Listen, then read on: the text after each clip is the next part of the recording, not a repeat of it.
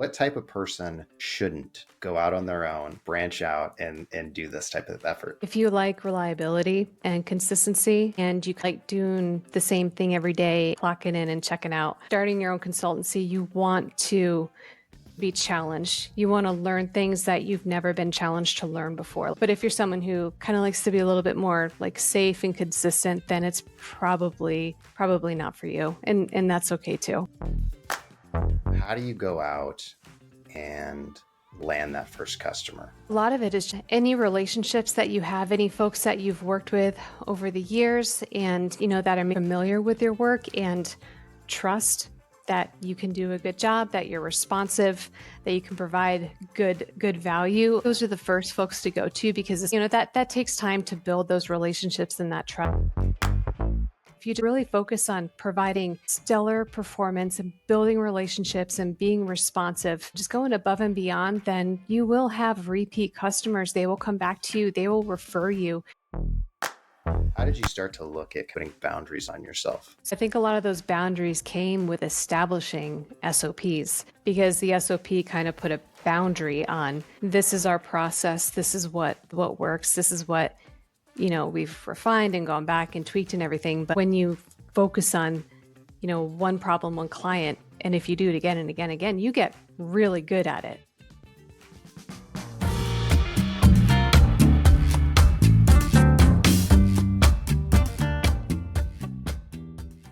Hi, folks. A quick one before we dive into this week's episode.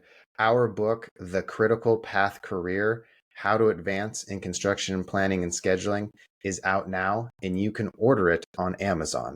We'll include a link below.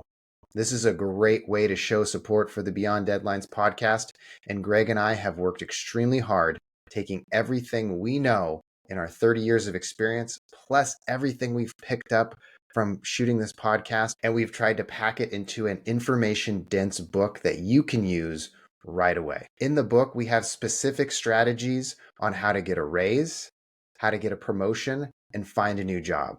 We include 26 of the best interview questions that we have come across, in addition to 34 specific impact ideas that you can go use on your projects today. We want to thank everyone who's shown us support so far and enjoy this week's episode.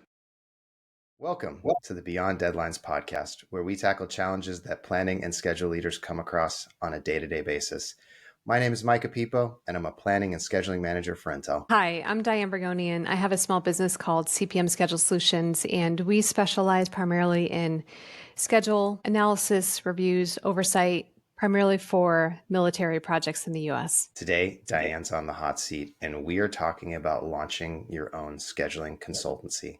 This is a topic that many schedulers often consider because after you do either the corporate ladder or you work for consultancy, you may be interested in what else is out there. And starting a consultancy is one of those options. So Diane, are you ready to jump in? Yes. Awesome. So let's say you have a friend come to you who's been in scheduling, let's say 10 years, and they want to launch their own consultancy. What advice do you give them? So I think the first thing I would ask them is, what specific problem are you solving and for who? It's just to make sure that when they do start their business, if they're thinking about it, if they're chewing on it, what exactly are you going to be doing and for who? And if you really think about that, it's about if you can narrow down, if you can niche down and solve one very specific problem for like one very specific person, then the more you do that, the more practice you're going to get at that, the more you're going to become an expert. And I just think there's a lot of value in being able to niche down and be able to answer that for yourself. What problem am I going to solve for what person? Oh, we're gonna unpack this one big time. But let's say initially they're like, okay, how about, and we'll stay in your lane and completely correct me because I'm not a government scheduling master by any means. But let's say the person says, I want to work with contractors to create their proposal schedules. That's the thing I want to solve. And so I have that idea. what would you go with next? So I would keep asking the question, what kinds of contractors? Construction contractors that work for industry, or construction contractors that work for that do state projects, or contractors that do federal projects? There are very different requirements for all of these entities. Some have very restrictive requirements, others pretty much let you go with, your own process there. So I think there's more questions to be asked from there. Like what exactly, where do you want to go? And a lot of it is, where do you like to do the work the most? Like, do you like working, do you like, the structure and maybe more requirements for federal or state agencies, or do you like maybe some more of the flexibility with industry and the different challenges that come with industry? Where do you enjoy it most? Where have you had that experience? And I just think it's really important to enjoy your work and enjoy what you're doing. So I think I would keep asking those questions to help them further niche down a little bit more. I love folks that Diane immediately said, you know what? I'm not going to sit on the hot seat today. I'm going to make Micah sit on the hot seat today and just keep asking him questions.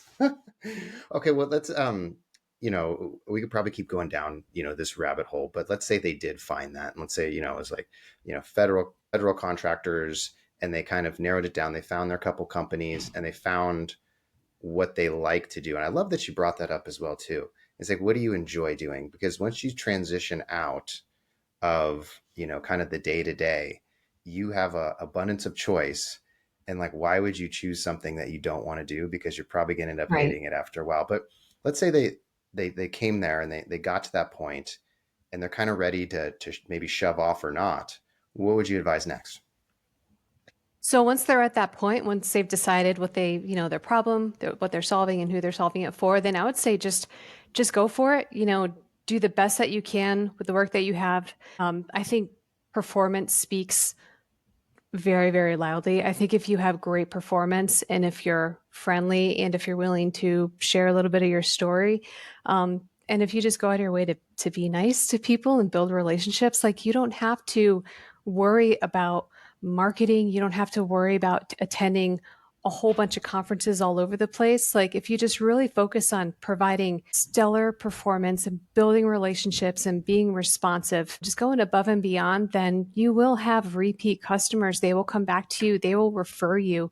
So you kind of don't have to worry about some of maybe the marketing and business management type stuff that, as schedulers, we didn't go to school to learn that stuff. It's just kind of, you learn as you go along the way. But I think if you just really focus on delivering amazing performance and building relationships, then you don't have to worry so much about, well, how do I get all of these customers? How do I reach all of these people? I think you really get some customers that are really great to work with, and just keep doing more of what's working, not to worry so much about doing everything for everyone.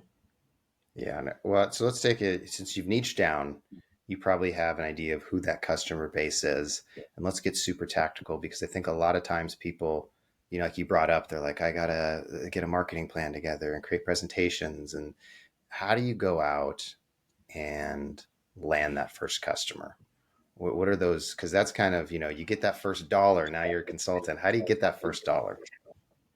Yeah, so I think a lot of it is just any relationships that you have, any folks that you've worked with over the years and, that are maybe familiar with your work and trust that you can do a good job, that you're responsive, that you can provide good value. I think those are the first folks to go to, because especially if you've known people, that takes time to build those relationships and that trust. So I think that's a good place to start. Otherwise, it's finding the folks within the different organizations or entities that you're working with, basically who it's their job to make sure that the folks within their organization, that their needs are being met. So if they have the construction team that's really struggling with cost or schedule, that they're the ones that are making those connections. And usually it's someone, maybe it's someone in business development, maybe it's someone even from the marketing perspective, or maybe it's a small business officer, just someone in there. But I think if you're going in cold, then where it may be good too is to also attend the organizations, find the folks on LinkedIn, engage with them on LinkedIn, comment on their posts, maybe do a few direct messages from time to time, checking in. And again, it's not about selling, it's just, hey, nice to meet you. This is who I am, you know, provide some value to them. That way, by the time they do need your services, hopefully you're the first one that they think of. Yeah, I like those. I really like those strategies and kind of the angles that you're taking on the start with warm, even getting more prescriptive than that. Because I know there are people out there who are absolutely terrified to make that first reach out, that first message. Uh, how would you, I mean, let's just say it's like an email or LinkedIn message. What would you kind of say in that first, like you're reaching out, you have services. What would you say in that? So before I answer that, one thing I will say is I don't know if you've heard that saying, but the average consumer needs to hear somebody's message 12 times before they make a purchase. Yeah, Even yeah. companies like Pepsi and Coke, they've been around forever, but they are still constantly marketing. So, what I've learned over the years is it's okay to reach out to somebody now and then 3 months from now, a year from now, maybe every 6 months or so, just checking in. Hey, how you doing? Or if you find that there's something you can mutually discuss, or if you find something that, that the best thing is something that you've come across or create that could provide value for that person if you share it with them.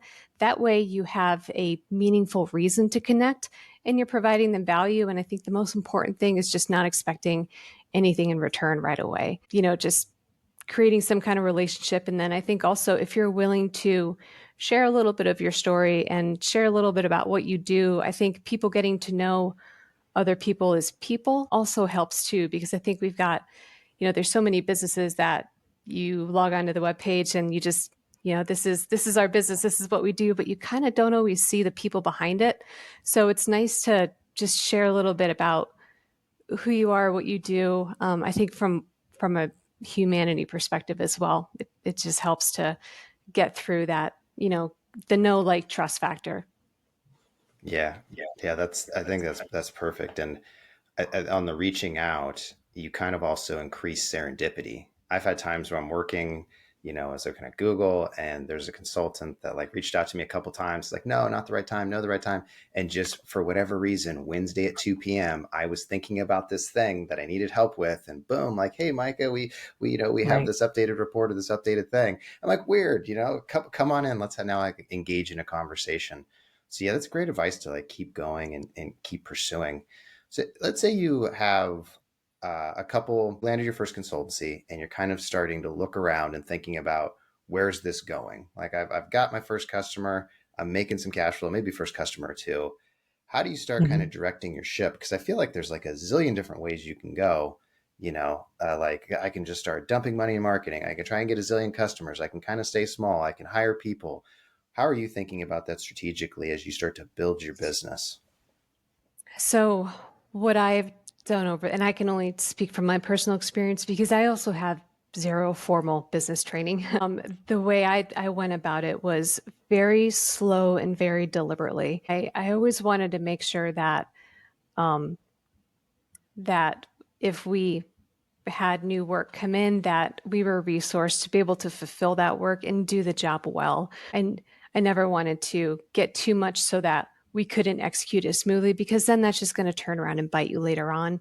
And our relationships and quality is something that I hold so dear. I would not want to compromise that. So I would say go slow, go smooth. And that way you could also save too, so that as you go slow and smooth and you have some savings, you can decide, do I want to invest, focus on this or on this? Maybe you add another service in what you do in your consultancy. Maybe you do consulting and then maybe you decide, hey, I kind of also want to do training. I want to train other schedulers. We decided to do that in my business as well. So you can grow, and as you can grow, you're kind of chewing on it, you're thinking about it, and also taking action in little steps, because you could think all day long every day, but until you start taking little deliberate action, then maybe you'll start doing something and realize not so much, and then you realize you have to change your course of direction, but you do have to take some action to be able to even get that clear direction. So yeah, I think that's huge. It's just going slow, going deliberate, but also taking action and knowing that you're going to make mistakes. It's not going to be perfect. if you create a service or a product, it's going to be refined and it's going to get better over the years. But there's a lot of things I could talk about with that too. Well, yeah, I mean, I think as you go out there and make steps and take actions, I guess if I'm playing back where you're telling me, you're moving slow, but you're moving deliberately. And Mhm. then when you take those steps, it's not you're not looking at it from an angle of like, okay, I have this great consultants business he's set up and running. I'm getting cash flow from it. And now I'm just going to launch into training. And now I'm just going to launch into like reporting and services. And now I'm going to add on a cost thing. And then it starts to just kind of, you're not really testing as much as you just keep jumping off the deep end, like you're kind of Right. thinking about it. Is there, is there anything when you're looking at some of these options and you said chewing on them, is it a gut feel that you're going for? Are you looking at some financial numbers, kind of what the price of the service is, what the feedback is? How do you kind of keep moving deliberately forward without doing the belly flop off the diving board? Right. I think a big part of that is just what do you enjoy? Like I said earlier, that's such an important part of it. If you're, say, you're consulting, you're providing your expertise, you're running reports, you're doing the analysis, maybe you're spending a lot of time alone by yourself behind your computer making these very data driven reports, like looking at all this information. Or maybe you're somebody who likes to interface more with other people. You like teaching, you've got the heart of a teacher, you like showing folks, you like making frameworks and training. So I think a lot of it's dependent on your personality and what you like to do. And the more you do that one thing, the better you're going to be. And the more you practice it, you're going to, hopefully, this is something I wish I did earlier in my business, but if you create these standard operating procedures, if you write down, if I have to create this deliverable, these are the steps that I take. So maybe you create a framework, a process. So every time you do it, you go through the same checklist. You don't ever miss anything small because it's the same thing time and time again. And the more that you can kind of like rinse and repeat that process because you've done it so many times, because you've gotten so good at it, that's where it becomes, from my perspective, I think a little bit more enjoyable because you can just get so good at that, that one thing or the few things that you do. And I think it's to be good at something and be able to provide a deliverable or something to your customer that they really like, that they're excited about, and that actually truly helps them. Yeah, when you're talking about that answer, I was thinking about, I love standard operating procedures probably too much, but it's almost the quote of like habits equal freedom.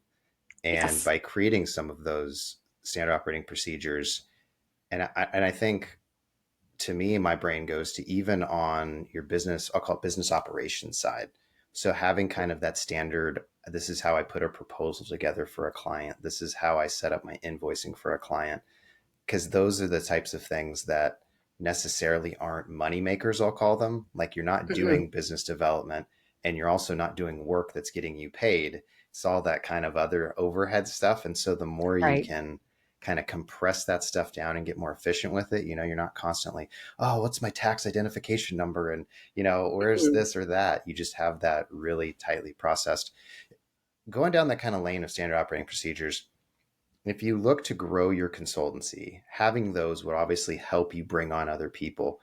But what are some of the other kind of tactics and strategies you've seen as either you've brought in help, or look to scale your business? So I think it's just making connections in your field and being act. For me, it's been mostly on LinkedIn because my niche is so small. I doubt there's anyone within 100 miles or maybe 500 miles of doing what I do. So I know that it's, I need to have a wider field to be able to find similar people that do the work that I do. And I've been very lucky to find several, but yeah, so I think it just depends. Like if you are specializing in doing work for your state contractors, for example, then you're probably going to be going to state events, conferences. That's where I would go because they're going to be there.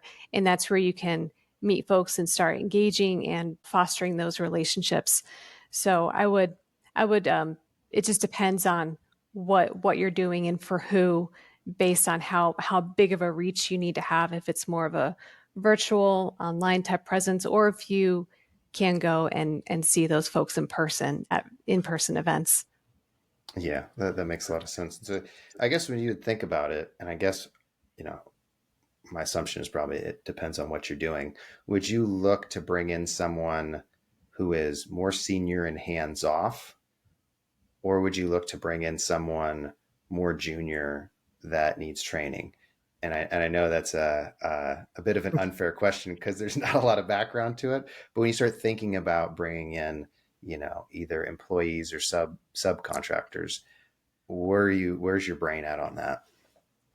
So that actually doesn't matter a whole lot to me personally Okay. with the work that I do, unless we have a client that's very specific about numbers of years of experience. But I've found over the years that it's the personal characteristics are so much more important than the scheduling capacity and training because we can train that. We can have intense trainings for days or weeks to get the person up to speed as they need to be humble, to be willing to learn, to be responsive and kind. Like all of those are things that from my perspective are so much more important for someone to have on our team than just someone who's good or not so, or on the more junior level or senior level with their scheduling part. And that's a question that we've had.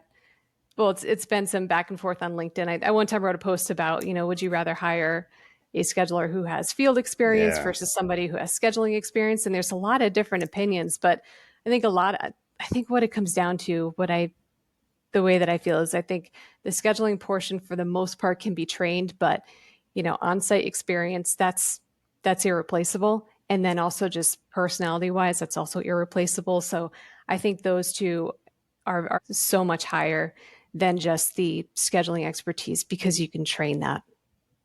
Yeah. I completely agree with what you're throwing down there. It Yeah. really comes down to a lot of it is not the technical skill, and it's then there's just those two other buckets: industry knowledge, and I'll say, do you actually care? Like, are you Yes. present and you're driving and you like you're kind of a, I don't know if go getter is the right word, but you're pushing it that way. So Yes, to let's be just, to be hungry and to want to go yeah, after it and to just want to provide the best service and to feel good about when you do that. All of that stuff is so important. It really moves the needle. yeah. I'd say also then trying to figure out. You brought it up earlier in the podcast, and I loved it when you're trying to um, get clients, but that value aspect as you're working with a client, or as you kind of your back of your mind is like, ooh, what's some extra value we could provide here? What's some extra Mhm. stuff we could do that may be beneficial? I think that's also another interesting one. So let's switch gears a little bit and let's play devil's advocate. Okay. Sure. What would you say to someone to not start their own consultancy? Like, what type of person shouldn't go out on their own, branch out and do this type of effort? If you like reliability and consistency and you kind of like doing the same thing every day, clocking in and checking out, I think starting your own consultancy, you want to be challenged. You want to learn things that you've never been challenged to learn before. Like a lot of it is running a business, hiring people, bringing people on board, training, making the decisions that you have to make to be a business and to not only survive, but to thrive. So I think if it's more of a mindset of, I want to go in and do my job. Then I want to, check out and go home and not worry about work and everything. And that's not to say that you do if you have a consultancy. I feel like I'm just getting to the point where I'm not working on the weekends and I'm not working super early in the morning so much anymore. I certainly do when I have to, but for a long time it was constant, and I knew it was going to be, and it was definitely hard at times, especially when my kids were young. But I also knew that, well, what's the alternative? And I knew that I needed to give it a shot, or else I would be um, pretty upset with myself for not even trying. So, yeah, I think if you're somebody who likes the challenge, who's afraid to, who's not afraid to maybe make mistakes or like stumble as you're learning. But if you're someone who kind of likes to be a little bit more like safe and consistent, then it's probably not for you. And that's okay too. Yeah, no, absolutely. There's thousands upon thousands of jobs in all different industries, all different Yes. sectors, all different areas. So you can definitely find something in this crazy world that fits. You mentioned a little bit about boundaries and how you're transitioning more to have better boundaries. Was that something that you kind of set out in your mind of like, hey, I'm going to really push for these couple years and then I'm going to pull the brakes on? Or did you kind of get to a point and look around and be like, what am I doing? It's 9 p.m. and you're still answering emails on a Wednesday and you're like, I don't know if this is really worth it. How did you start to look at kind of putting boundaries on yourself?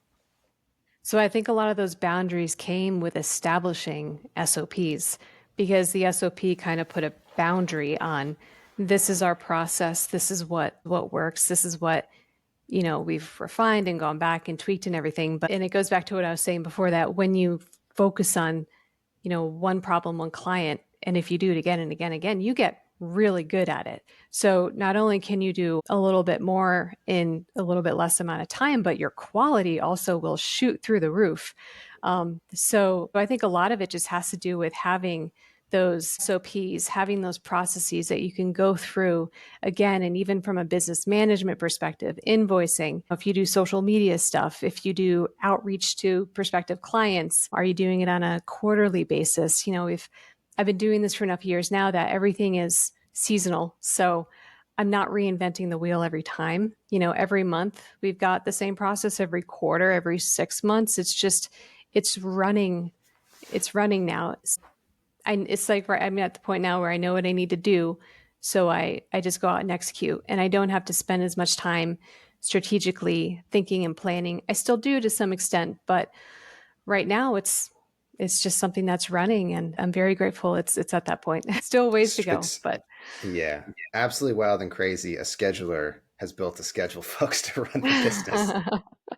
Big shock there. Yeah, it's really really cool. I think your story is very inspiring. You've set up an incredible business, and I think for anyone who's looking to pursue that angle, I mean, you're a prime example of how to do it in a very like just perfect way. I would say, right? I know there's challenges, and it may not seem fair to you, and it's kind of messy, but there's a lot of building blocks that we talked through in this conversation that you could see where you're kind of building the foundations up, and now you're in a place where I bet that time you do focus on strategy, it's real strategy. There's the urgent and there's the important, and you're probably focusing more on important versus, oh, here's another invoice and I got to find this paper and put this together and this and that and the right, other, because right. again, that's not going to make the cash register ring, right? Other Yes. things are. Well, Diane, this has Yes. been absolutely enjoyable conversation. I feel like I have to have you on at another time to dive into government contracts and scheduling work there, because I would love to get smarter about it and hear more. I know it's even it's a niche, but it's a niche that I think is pretty interesting just to me. So before we close out, though, any final words, any final thoughts for the audience that you want to check out there? No, I just want to say thank you for having me on. I think what you're doing here is great. I think there's a lot of need in our industry to share knowledge and share stories and experience. So everything that you're doing with this podcast, thank you. I think it's really great. Yeah, absolutely. Well, folks, for us on Beyond Deadlines, we hope you have a great week and we'll see you on the next one.